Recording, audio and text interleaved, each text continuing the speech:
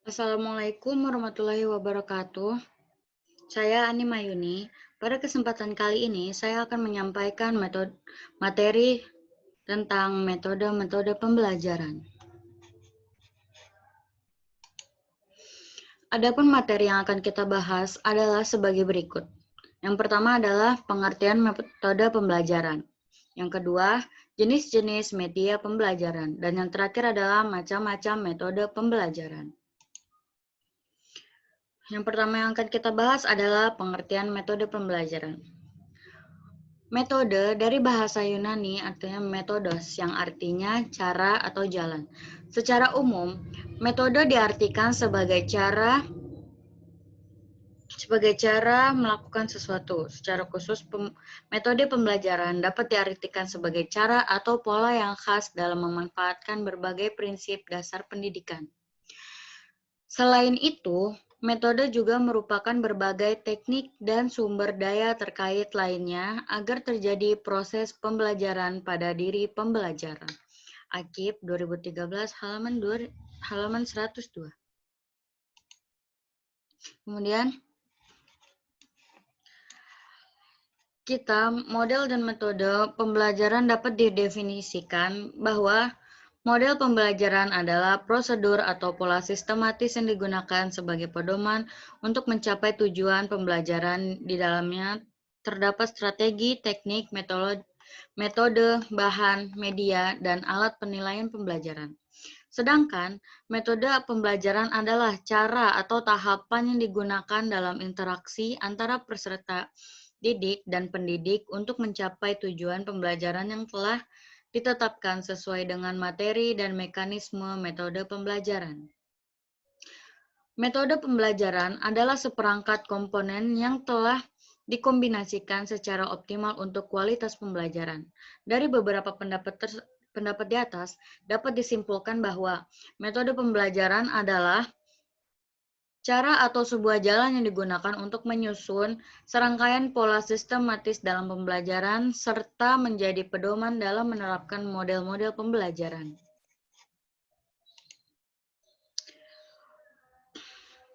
Yang kedua yang kita bahas adalah jenis-jenis media pembelajaran.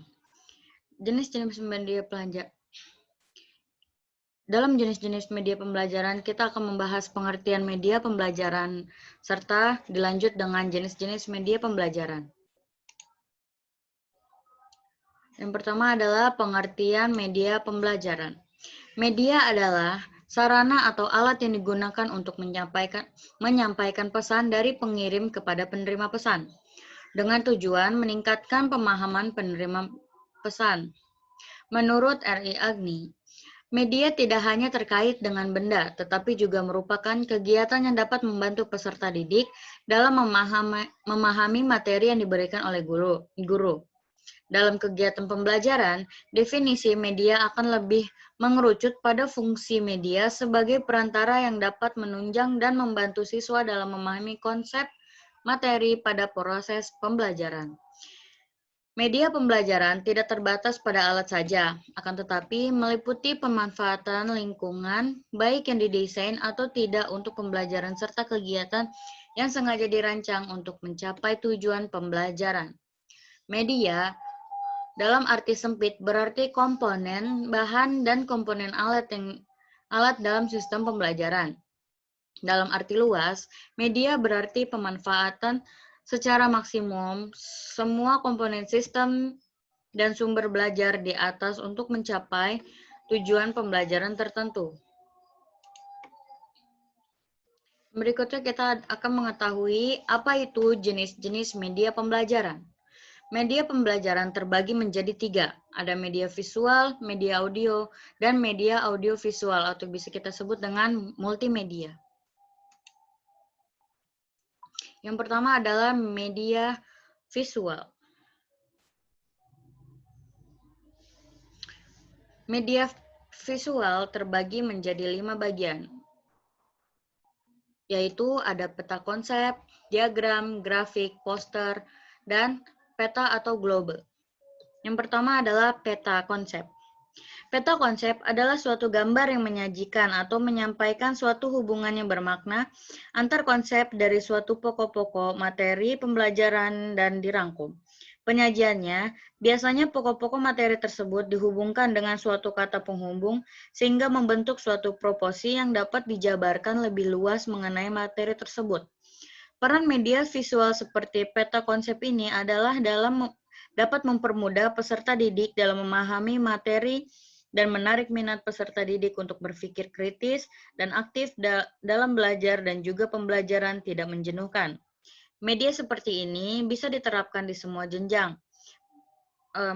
Media seperti ini bisa diterapkan di semua jenjang pendidikan mulai dari SD, SMP, dan SMA. Dan perguruan tinggi pun juga bisa menggunakan media ini. Materinya sesuai dan dapat disajikan dengan peta konsep. Yang selanjutnya adalah diagram. Diagram adalah suatu media visual yang digunakan untuk memaparkan atau menerangkan suatu data yang akan disajikan dalam bentuk gambar seperti gambar di atas. Sehingga penyajian materi dalam bentuk diagram dapat mempermudah memahami isi dari materi yang disajikan. Karena diagram berfungsi untuk menyederhanakan suatu persoalan yang kompleks menjadi sederhana dan simpel, sehingga dapat memperjelas dalam penyampaian pesan materi pembelajaran, sehingga pembelajaran tidak menjenuhkan. Karena peserta didik tidak perlu membaca teks atau materi pelajaran dengan tulisan yang sangat banyak, sehingga melelahkannya. Peserta didik dapat memahami materi hanya dengan mengamati dan memahami isi dari gambar diagram saja. Yang selanjutnya adalah grafik. Grafik adalah media visual yang berupa grafis dan penyajiannya menggunakan titik-titik atau garis-garis untuk menyampaikan informasi statistik yang saling berhubungan. Grafik sebagai media belajar berfungsi untuk memperlihatkan perbandingan informasi kualitas maupun kuantitas dan tidak membutuhkan waktu yang lama dalam memahami materi tersebut dan sederhana sehingga mempermudah peserta didik dalam pemahaman materi. Dan selanjutnya adalah poster. Poster adalah media visual yang berupa gambar yang disertai tulisan dan tulisan tersebut menekankan pada satu atau dua ide pokok sehingga dapat dimengerti oleh pembaca hanya dengan melihatnya sepintas saja. Selain itu, dalam penyampaian pesan melalui poster akan lebih mudah dimengerti dan difahami oleh para pemirsanya karena poster dapat menarik perhatian dan juga mampu untuk mempengaruhi dan memotivasi tingkah laku pemirsanya. Dan yang terakhir adalah peta atau globe. Peta atau globe adalah media visual yang berupa suatu gambar atau benda yang dapat berfungsi untuk menyajikan data-data lokasi. Fungsi peta atau globe dalam media pembelajaran adalah mempermudah pendidik dalam menunjukkan letak-letak suatu daerah, provinsi, bahkan negara hanya dengan benda atau gambar ini. Adapun kekurangan dan kelebihan dari media visual adalah kelebihan media visual adalah 1. Dapat dianalisis lebih mudah. Selain itu, media visual juga dapat mempermudah peserta didik dalam memahami materi dan juga membuat peserta didik untuk berpikir lebih kritis. Dan juga materi yang disajikan dengan menggunakan media visual akan lebih mudah diingat oleh peserta didik. Kedua adalah dapat mengatasi keterbatasan pengetahuan yang dimiliki oleh peserta didik. Dan yang ketiga, dapat membangkitkan keinginan dan minat baru untuk belajar. Yang keempat, meningkatkan daya tarik peserta didik terhadap materi yang disajikan dengan menggunakan media visual. Yang kelima adalah mudah untuk diaplikasikan. Yang keenam, tahan lama sehingga peserta didik dapat membaca atau melihat berkali-kali.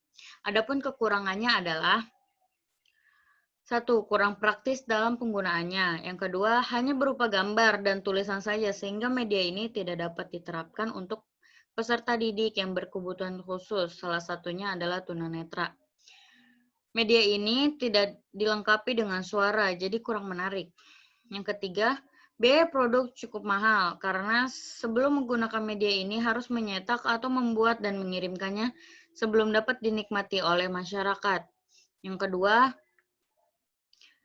yang kita bahas adalah media audio. Media audio terbagi menjadi 3 bagian, yaitu laboratorium, radio, dan alat perekam pita. Laboratorium bahasa.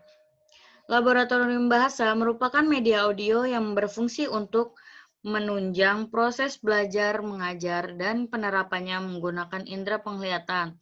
Media ini biasanya digunakan untuk menyampaikan materi pembelajaran seperti mendengarkan percakapan bahasa asing seperti materi bahasa Indonesia, bahasa Arab, dan bahasa Inggris.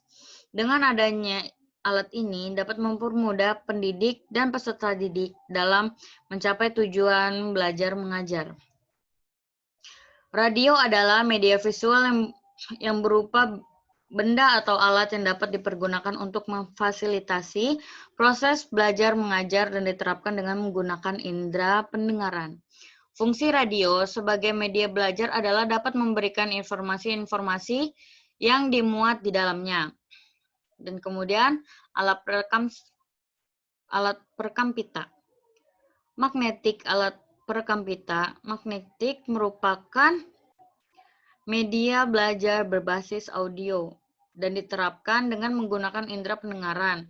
Peran atau fungsi alat perekam pita magnetik dalam media belajar adalah dapat dipergunakan untuk merekam suara atau data materi pembelajaran sehingga dalam penyampaiannya pendidik dapat memutarnya kembali. Tetapi alat ini sudah jarang ditemukan karena sudah tergantikan oleh teknologi yang lebih canggih dan baru. Kelebihan dan kekurangan media audio adalah, kelebihannya adalah biaya yang harus dikeluarkan hanya sedikit, harganya murah. Yang kedua, media mudah dibawa dan dipindahkan sehingga mudah dalam penggunaannya. Yang ketiga, materi dapat diputar kembali. Yang keempat, dapat merangsang keaktifan pendengaran peserta didik dan juga dapat mengembangkan daya imajinasi seperti menulis, menggambar, dan sebagainya. Adapun kekurangan media audio adalah 1. Media ini bersifat abstrak karena hanya berupa suara saja, sehingga pada hal-hal tertentu juga memerlukan bantuan visual. Yang kedua, karena media audio ini bersifat abstrak, pengertiannya hanya bisa dikontrol melalui kata-kata atau bahasa, sehingga susunan kalimat. Yang ketiga adalah media ini akan berhasil jika diterapkan bagi mereka yang sudah mempunyai kemampuan dalam berpikir abstrak. Media ini juga tidak dapat diterapkan oleh peserta didik yang berkebutuhan khusus. Lebih tepatnya bagi mereka yang tidak bisa mendengar tunarungu. Yang ketiga yang akan kita bahas adalah media audiovisual. Media audiovisual terbagi menjadi 6 bagian, yaitu ada audiovisual murni, audiovisual tidak murni, televisi, video kaset, film bersuara, film bingkai bersuara.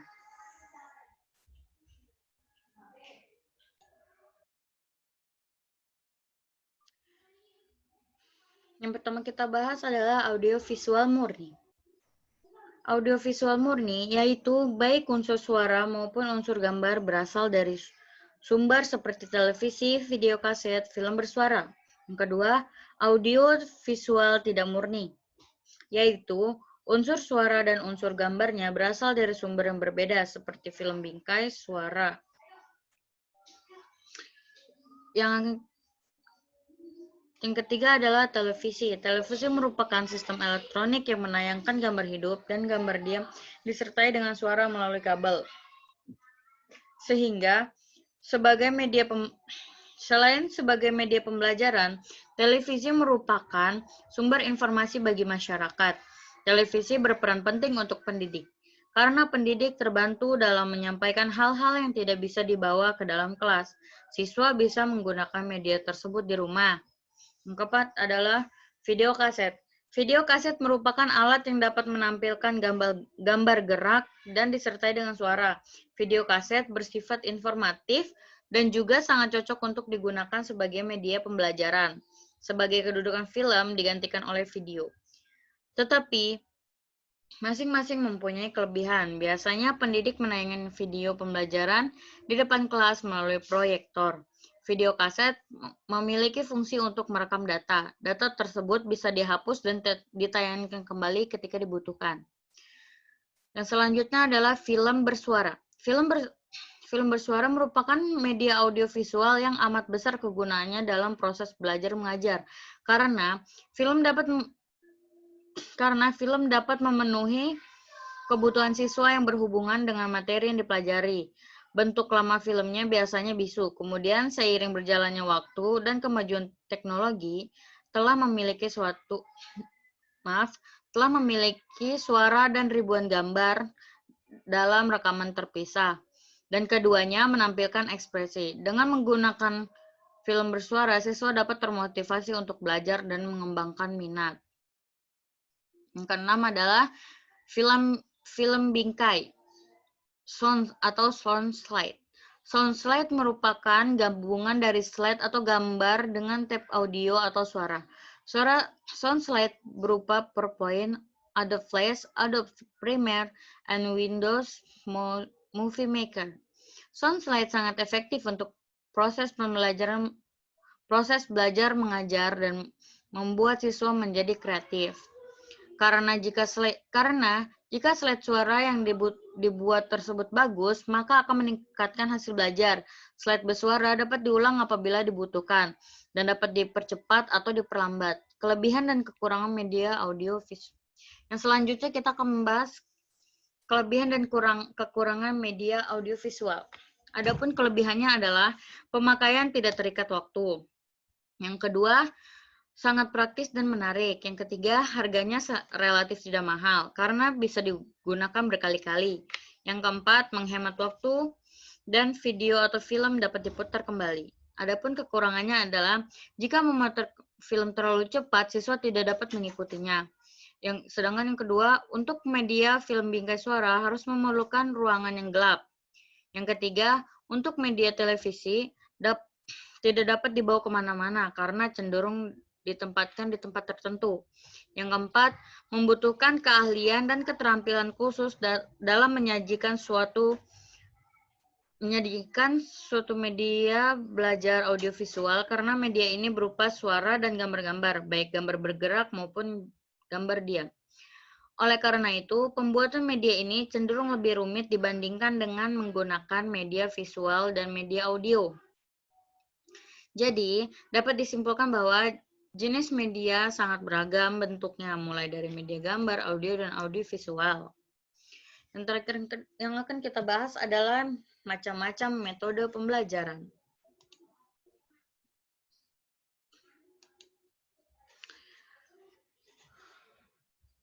Adapun macam-macam metode pembelajaran dibagi menjadi 8 bagian.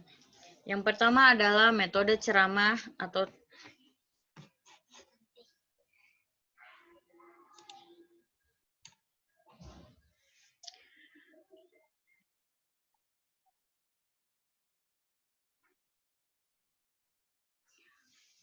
yang terakhir yang kita bahas adalah macam-macam metode pembelajaran. Metode pembelajaran terbagi menjadi 8 bagian. Yang pertama adalah metode ceramah, yang kedua, kemudian metode diskusi, metode tanya jawab, metode pemberian tugas, metode eksperimen, metode demonstrasi, metode tutorial atau bimbingan, dan yang terakhir adalah metode pemecahan. Yang pertama yang akan kita bahas adalah metode ceramah.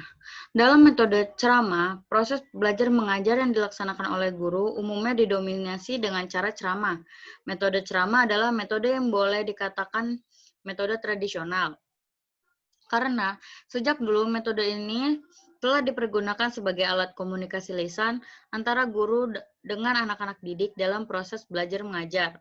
Berdasarkan pendapat tersebut, bisa disimpulkan bahwa metode ceramah merupakan metode yang sudah sejak lama digunakan dalam kegiatan pembelajaran, khususnya pada kegiatan pembelajaran yang bersifat kontroversial atau pembelajaran yang berpusat pada guru atau teacher center. Metode ceramah pada umumnya digunakan karena sudah menjadi kebiasaan dalam suatu pembelajaran tidak melakukan ceramah. Demikian juga dengan siswa, mereka akan belajar manakala ada guru yang memberikan materi pembelajaran melalui ceramah. Yang kedua adalah metode diskusi. Metode diskusi adalah suatu cara mengelola pembelajaran dengan penyajian materi melalui pemecahan masalah atau analisis sistem produk teknologi yang pemecahannya sangat terbuka. Suatu diskusi dinilai menunjang keaktifan siswa bila diskusi itu melibatkan semua anggota diskusi dan menghasilkan suatu pemecahan masalah. Jika metode ini dikelola dengan baik, antusiasme siswa untuk terlibat dalam forum ini sangat tinggi. Tata caranya adalah sebagai berikut. Harus ada pimpinan diskusi. Yang kemudian, topik yang menjadi bahan diskusi harus jelas dan menarik. Yang kemudian, peserta diskusi dapat menerima dan memberi, dan suasana diskusi tanpa tekanan. Tujuan penggunaan metode diskusi dalam kegiatan pembelajaran seperti ini yang diungkapkan Kilan adalah, tujuan utama metode ini adalah untuk memecahkan suatu permasalahan, menjawab pertanyaan, menambah dan memahami pengetahuan siswa, serta untuk membuat suatu keputusan. Yang berikutnya adalah metode tanya-jawab. Metode tanya-jawab adalah suatu cara pengelola pembelajaran dengan menghasilkan pertanyaan-pertanyaan yang mengarahkan siswa memahami materi tersebut. Metode tanya-jawab akan menjadi efektif bila materi yang menjadi topik bahasan menarik, menantang, dan memiliki nilai aplikasi tinggi. Pertanyaan yang diajukan bervariasi. Melalui pertanyaan tertutup, pertanyaan yang jawabannya hanya satu kemungkinan. Dan pertanyaan terbuka, pertanyaan yang dengan banyak kemungkinan jawaban, serta disajikan dengan cara yang menarik. Jadi metode tanya-jawab adalah interaksi dalam kegiatan pembelajaran yang dilakukan dalam komunikasi verbal, yaitu dengan memberikan siswa pertanyaan untuk dijawab. Di samping itu juga memberikan kesempatan pada siswa untuk mengajukan pertanyaan kepada guru. Metode yang selanjutnya adalah metode pemberian tugas.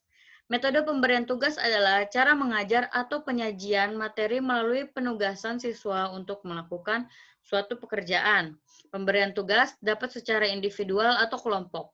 Pemberian tugas untuk setiap siswa atau kelompok dapat sama dan dapat pula berbeda. Metode selanjutnya adalah metode eksperimen. Metode eksperimen adalah suatu cara pengelolaan pembelajaran di mana siswa melakukan aktivitas percobaan dengan mengalami dan membuktikan sendiri suatu yang dipelajarinya.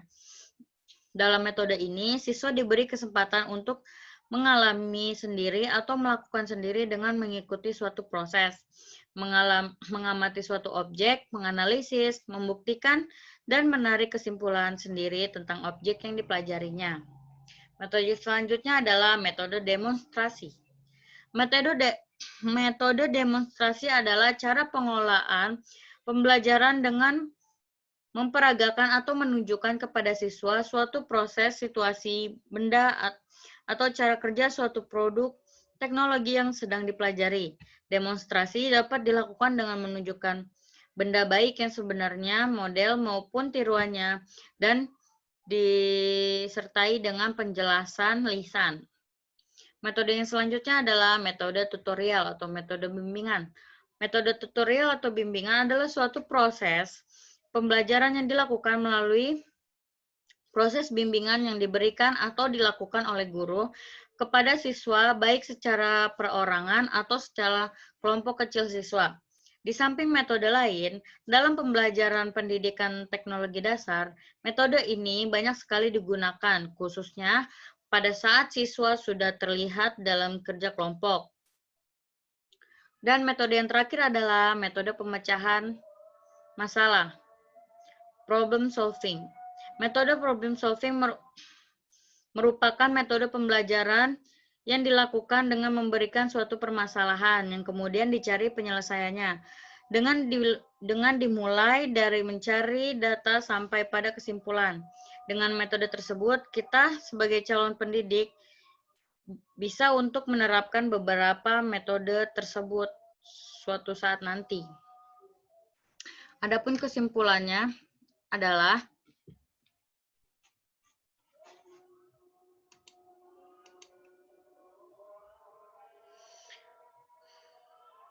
pengertian metode pembelajaran.